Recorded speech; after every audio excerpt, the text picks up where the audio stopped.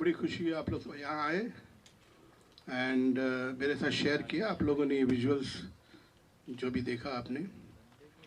And मैं दीपक अंतानी जी जिन्होंने गांधी का रोल किया उनको मैं बुलाना चाहूँगा यहाँ। एंड मुझे अच्छा लगा लोग आए थे। गांधी जी अमर रहे, गांधी जी अमर है, अमर रहेंगे, ये तो कोई शक नहीं है। और गांधी जी बहुत बड़े शख्स हैं, तो मुझे भी उनसे कोई उनका अवमानना करना या उनके बारे में बुरा कहना ये मेरा भी इरादा नहीं था। मैंने सच पेश करने की कोशिश की है। और मैं यहाँ हमारे बड़े अच्छे मित्र हैं ललित जी, उनको भी बुलाऊंगा।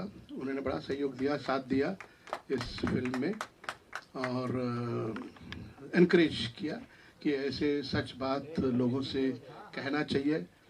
जब इन्होंने जाना तो जुड़ गए हमारे साथ। And right from the beginning जब इन्हें सोचा है फिल्म बनानी है, एक प्ले पे आधारित है, godse@gandhi.com, जब तय किया कि फिल्म बनाऊंगा तो बिल्कुल मेरा ख्याल, कैन यू हियर मी और आई एम ऑडिबल? अच्छा, लाइट चाहिए यार, मेरी आवाज़ तक ही सीमित रहे यार, मेरे को देखने के लिए। चलो ठीक है, लाइट भी दे दिया आपने मुझे।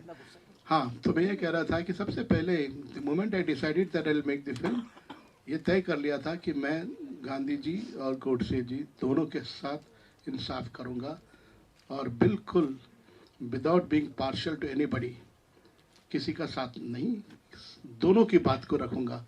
और मुझे ऐसा लगता है इस प्रयास में मैं काफ़ी सफल रहा। सेंसर पे पिक्चर हुई, 2 बार सेंसर हुई और सेंसर में भी मुझे बहुत सराहना किया लोगों ने। जिन लोगों ने देखा, हमें क्लीन यू सर्टिफिकेट मिला है। और इसमें डायलॉग, गांधी जी के जो डायलॉग हैं वो गांधी जी ने जो बोले हैं, जो अपनी किताबों में लिखे हैं, वही हमने रखा है। और गोडसे जी का भी जो संवाद है वो उन्होंने जो कोर्ट में जो स्टेटमेंट दिया है उन्हीं में से हमने जो है डायलॉग्स बनाए हैं। सिनेमेटिकली, ड्रामेटिकली हमने उसी को रखा है जैसे गोडसे जी खुद कह रहे हैं। ओके, नाउ अभी दीपक जी को मैं माइक दे रहा हूँ। इन्होंने गांधी जी का रोल किया है और जीवित कर दिया गांधी जी को पर्दे में। कई एक्टर ने पहले भी किया है, बट मुझे ऐसा लगता है कि दीपक जी ने इंसाफ किया उस कैरेक्टर के साथ। और कई लोगों ने, जब बैकग्राउंड म्यूजिक हो रही थी पिक्चर की, पोस्ट प्रोडक्शन हो रही थी, सब लोगों का कहना था कि दीपक जी इतने क्लोज हैं, लोग को कन्फ्यूजन रहेगा गांधी जी और दीपक अंतानी में।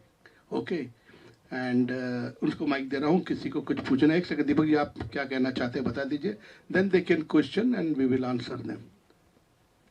बड़े डायरेक्टर के साथ काम करने का ड्रीम होता है एंड फॉर्चुनेटली मेरा वो ड्रीम पूरा हो रहा है। और मैं इनके पास से acting, direction, as a human being बहुत कुछ सीखा हूँ। ये खुद एक इंस्टीट्यूशन है, ये खुद एक स्कूल है, तो ये मेरे लिए लाइफ का सबसे बेस्ट एक्सपीरियंस रहा है। और मैं आशा करता हूँ कि ऑडियंस भी उसे स्वीकृत करेंगे और बहुत अच्छी तरह से फिल्म को बॉक्स ऑफिस में चलाएंगे। और इनका जो ऑब्जेक्टिव है इस प्रकार की फिल्म बनाने का, वो सफल रहेगा। Thank you. अच्छा, अभी मैं now I would like to request Lalit ji, जो हमारे दोस्त हैं, उनसे कहूँगा कि वो कुछ शब्द कहें आपसे, वो क्या सोचते हैं इस फिल्म के बारे में। जय हिंद, जय श्री राम।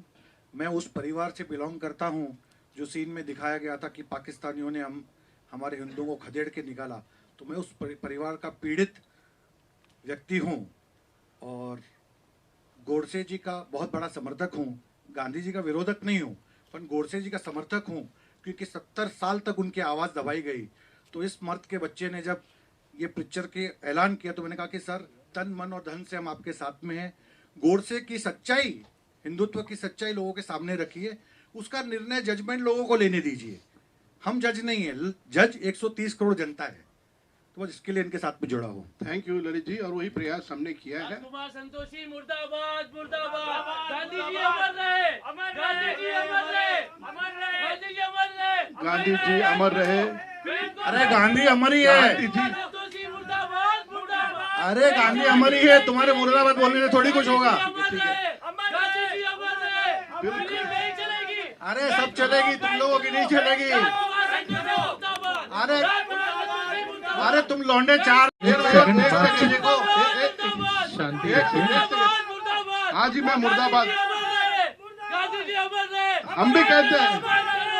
बैठ करो, बैठ करो। हाँ, ठीक है, ठीक है जी। बैठ करो। गांधी जी अमर रहे, हमारे देश के। अरे निकालो लोगों बाहर निकालो, लाते मारो इनको। नहीं नहीं नहीं, बिल्कुल नहीं, बिल्कुल।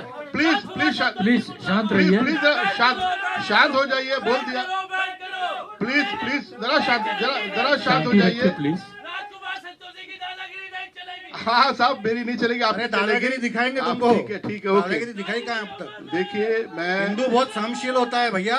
नहीं ठीक है भाई, अमर रहेंगे। आप नहीं भी बोलेंगे तो गांधी जी अमर रहेंगे, और अमर है, इस पे कोई दो राय नहीं है। हम सब बड़े छोटे व्यक्ति हैं गांधी जी के सामने। उनका जो कंट्रीब्यूशन है देश की आज़ादी के लिए, उसके सामने मैं नतमस्तक होता हूँ। मैं इज्जत करता हूँ गांधी जी का, ऐसा नहीं है। तो ये कुछ लोग हैं, मैं इम्पोर्टेंट नहीं हूँ, मेरा मुर्दाबाद हो या जिंदाबाद हो, इम्पोर्टेंट देश है। और गांधी जी ने भी देश के हित के लिए सब कुछ किया है। गोडसे ने जो कदम उठाया, उसके हिसाब से उसने भी देश हित के लिए कदम उठाया। ये अगर जो हिस्ट्री समझते हैं, हिस्ट्री जानते हैं, प्लीज़ कृपया करके, मेरे दूसरे आदर्श हैं जिनको बहुत मानता हूँ, वो है डॉक्टर बाबा साहब अम्बेडकर। उन्होंने क्या कहा था गांधी जी की हत्या के बारे में, वो प्लीज़ एक बार आप सब गूगल सर्च में जाके देखिए, उन्होंने क्या कहा। बाबा साहब अम्बेडकर बहुत अच्छे इंसान थे, विद्वान थे, ह्यूमैनिटेरियन थे। तो वो ऐसे हल्की बात कभी करेंगे नहीं। वो देश हित के बारे में बात करेंगे, इंसान के बारे में बात करते हैं, इंसानियत के बारे में बात करते हैं। उन्होंने गांधी जी की हत्या के बाद क्या स्टेटमेंट दिया है, ज़रा प्लीज़ मैं सारे जर्नलिस्ट फ्रेंड्स को और दूसरे भी लोगों को मैं चाहूँगा कि वो एक बार देखें। हर आदमी को विचार रखने का अधिकार है, इसमें कोई दो राय नहीं है। जैसे गांधी जी के अपने विचार हैं, गोडसे जी के अपने विचार हैं। मेरा दुख यही है कि गोडसे जी ने अपने बयान में अदालत में जो कुछ कहा, उसे दबाने की क्या ज़रूरत थी, किस बात का डर था। वो सुन लेते थे लोग। जाना, सच जाना हर इंसान का हक है, अधिकार है। और नहीं जाने 70-72 साल तक दबा के रखा। अभी 3 साल पहले गवर्नमेंट ने बैन हटाया, तो कितने लोगों ने पढ़ा होगा, नहीं पढ़ा होगा, मैं जानता नहीं हूँ। तो उसी सच को मैं सामने मंच पे ला रहा था, तो कौन सा गलत काम कर रहा था मैं। जैसे गांधी जी के बारे में कई डायलॉग्स आप देखिए पिक्चर में, गांधी जी के विचार भी रखे हैं। जब बहस होती है, गोडसे अपनी बात कहता है, गांधी जी अपनी बात कहता है। अभी आप दोनों का पक्ष देखने के बाद में आप अपना निर्णय ले सकते हैं। आप डिसाइड करो सच कौन है, गलत कौन है, क्या है। बातों से, डिबेट से, तर्क करने से किसी सही नतीजे पे सही ढंग पहुंच सकते हैं हम। यही मेरा प्रयास था। और मैं समझता हूँ ऐसा फिल्म मेकर मेरी रिस्पॉन्सिबिलिटी है। एंटरटेनमेंट तो करते हैं, साथ में कुछ बातें, कुछ अच्छी बातें लोगों को सोचने पे मजबूर करें, वही प्रयास किया है मैंने। और बाकी ये जो बोल रहे हैं, मैं भी गांधी जी का कोई दुश्मन नहीं हूँ। क्यों गांधी जी का बुरा करेंगे। मैं किसी पार्टी से जुड़ा हुआ नहीं, मैं इंडिपेंडेंट फिल्म मेकर हूँ और अपने आज़ादी पसंद करता हूँ कि ऐसा मेकर मैं किसी से इन्फ्लुएंस नहीं होता हूँ। मैंने जिन लोगों को माना है, शिवाजी महाराज, बाबा साहब अम्बेडकर, वैसे गोडसे जी के भी अपने विचार हैं हिंदुओं के लिए। वो गलत है सही, पिक्चर देखने के बाद डिसाइड कीजिए। आई थिंक मेरे हिसाब से ही when I read the history, he was very mood, he was very disturbed कि पार्टीशन के बाद में हजारों लाखों लोग बर्बाद होकर आए पाकिस्तान से, कट गए, मर गए, और वो दिल्ली में सड़ रहे थे, सर्दी में भूख से मारे मर रहे थे। तो गोडसे जी को बड़ा फील हुआ कि एक तरफ में ये लोग कौन है जो बात कर रहे हैं कि 55 करोड़ पाकिस्तान को देना चाहिए। अरे वो 55 करोड़ इन पे खर्च करो, इनको छत दो, इनको रोटी दो, इनको कंबल दो, इनका ख्याल रखो जो वहां से बर्बाद होके आए हैं। तो कौन सा गलत सोचा उन्होंने। तो वो प्रॉब्लम ये था कि वो किसी बात नहीं कर पा रहे थे, कोई उनकी बात सुनने को तैयार नहीं थे।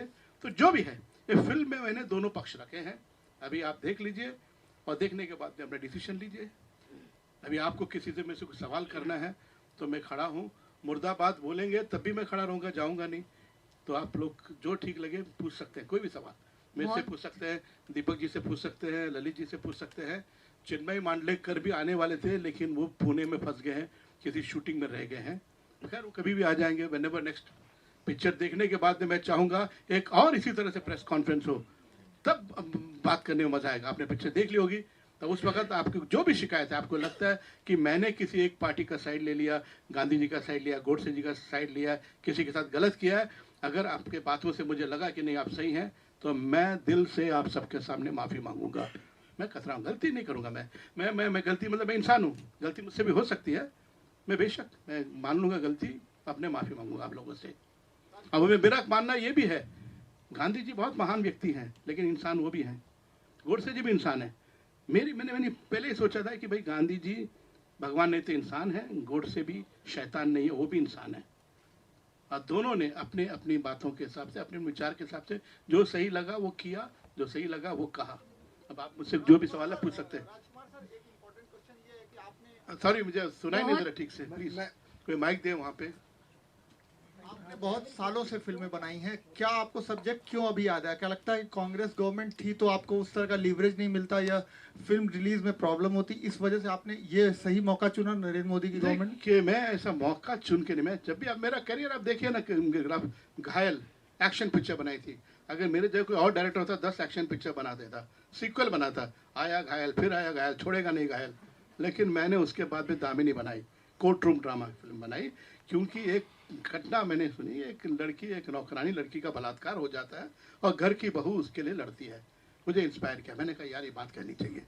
एक औरत दूसरी औरत का काम आती है, एक औरत दूसरी औरत का सहारा बनना चाहिए, और इसीलिए लज्जा भी मैंने बनाई थी। ओके, देन आई मेड अंदाज अपना अपना। वो कांग्रेस और बीजेपी गवर्नमेंट तो इधर देख के थोड़ी बनाए कि अमर कांग्रेस का है और बीजेपी का प्रेम है। कॉमेडी, प्योर कॉमेडी था उसमें। तो मेरा जो डिसीजन होता है, लाइक फॉर एग्जांपल पुकार की शूटिंग कर रहा था तो लाइब्रेरी में किताब हाथ लग गई भगत सिंह की, पढ़ते, हालांकि भगत सिंह को पहले मैंने भी जानता था मैं उसके बारे में। अचानक मुझे लगा यार इसके बारे में कुछ जानते नहीं है, सिर्फ इतनी जानते हैं कि तिरछी एक टोपी कैप था उसका और उसने पार्लियामेंट में बम फेंका, उसके अलावा कुछ जानते नहीं है। मैं बहुत मानता हूँ भगत सिंह को, मैं आपने देखा होगा मेरा जो लोगो भी है भगत सिंह की है लोगो, मैं उसको जिंदा रखना चाहता हूँ। मैं चाहता हूँ कि युवा पीढ़ी जो यंगस्टर्स हैं, जनरेशन है, वो भगत सिंह जैसे लोगों का टी शर्ट पहन के घूमना चाहिए, ना कि किसी पॉप सिंगर, अंग्रेजी पॉप सिंगर या फिल्म स्टार उनके टी शर्ट पहन के घूमे जो गुटखा बेच के लोगों को मतलब गलत इन्फ्लुएंस करते हैं। ये मेरा विचार है, मेरा व्यक्तिगत विचार है ये।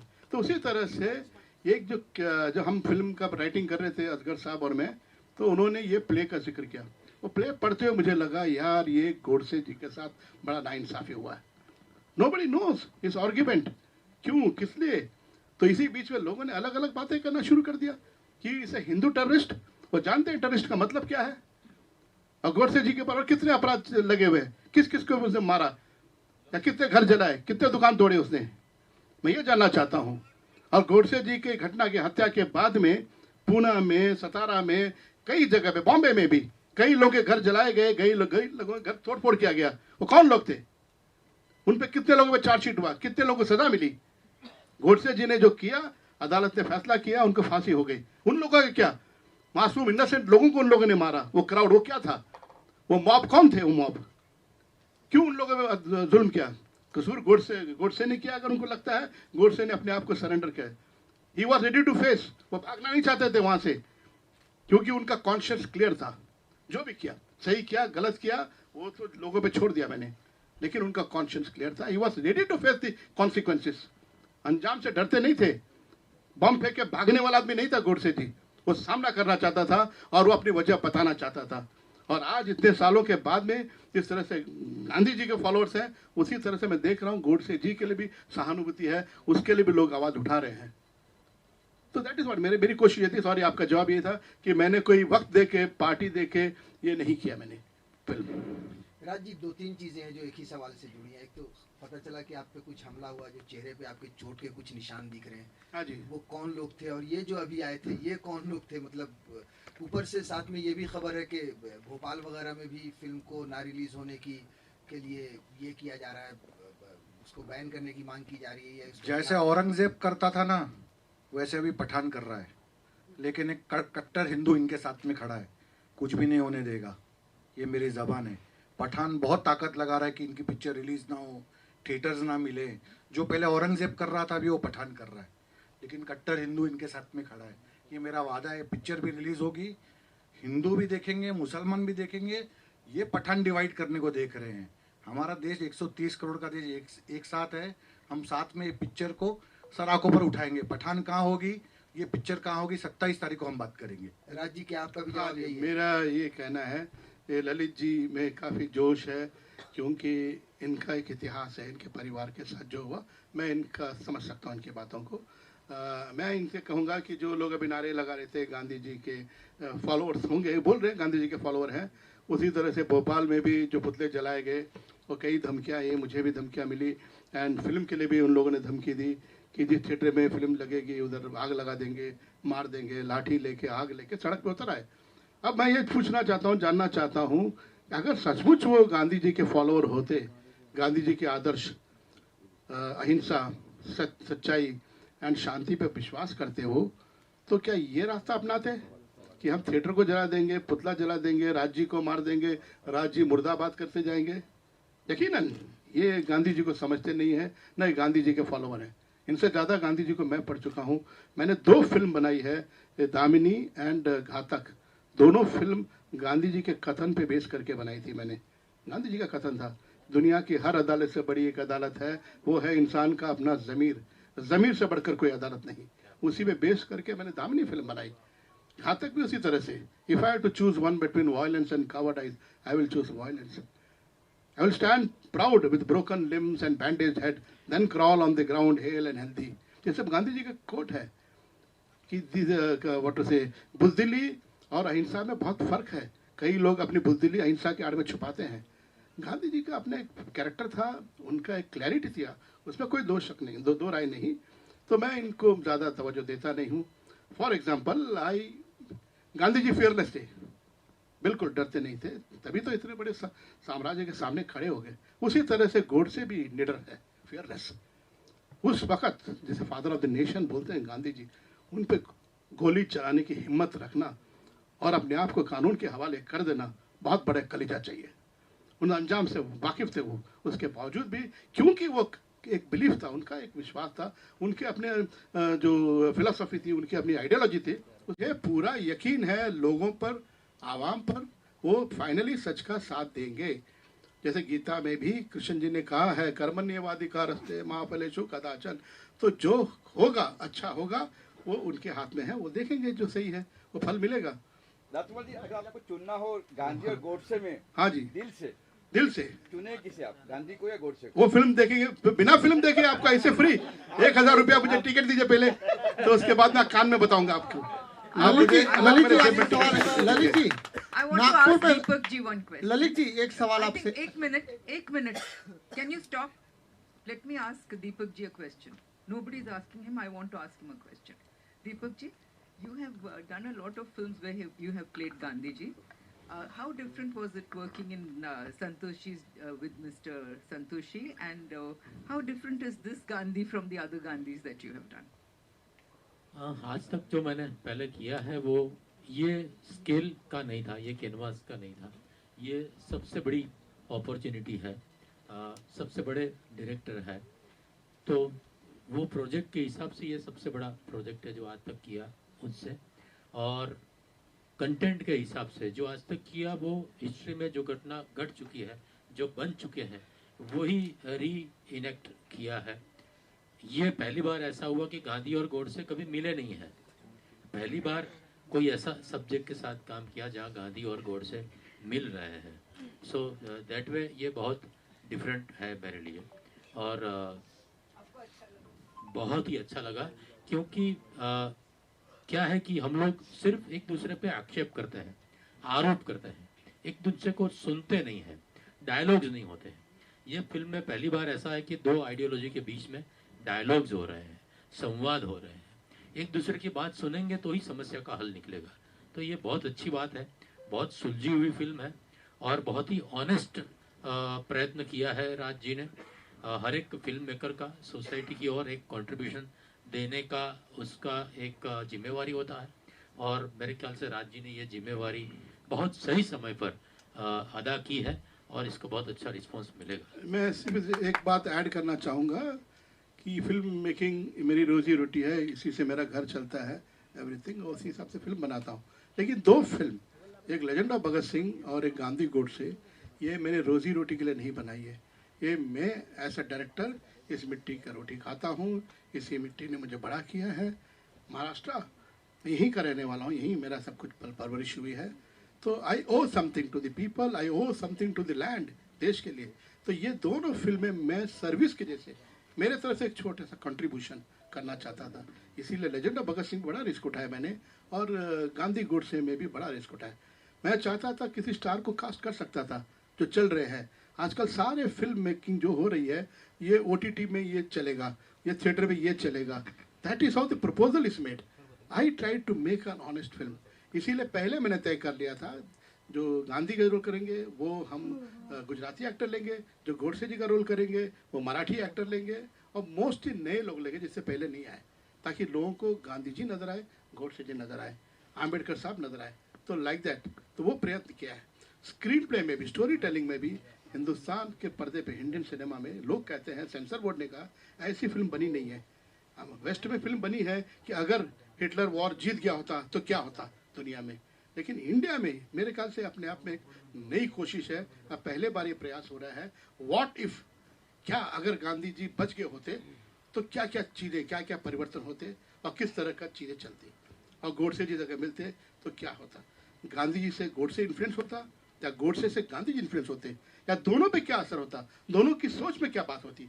क्योंकि क्लैश होता है, जब जंग होता है, लड़ाई होती है, दोनों तरफ जो है चोटें लगती है, दोनों तरफ पे फर्क आता है। तो वो सारी चीज़ें पहली बार कोशिश की है, प्रयास किया है, और लोगों के सामने ला रहा हूँ, कोशिश कर रहा हूँ। हालांकि कुछ तकलीफें आ रही है, अभी भी तकलीफें आ रही है, जैसे ये कह रहे हैं प्रॉब्लम्स हो है, लेकिन हम कोशिश कर रहे हैं। और मेरे इस कोशिश में PVR जो हमारे मेन डिस्ट्रीब्यूटर हैं वो बहुत साथ दे रहे हैं, हिम्मत से मेरा हाथ पकड़ लिया उन्होंने। तो उन्होंने कहा कि वो पूरी कोशिश करेंगे ये सिनेमा अच्छे ढंग से, मेरी फिल्म लोगों तक पहुँचे।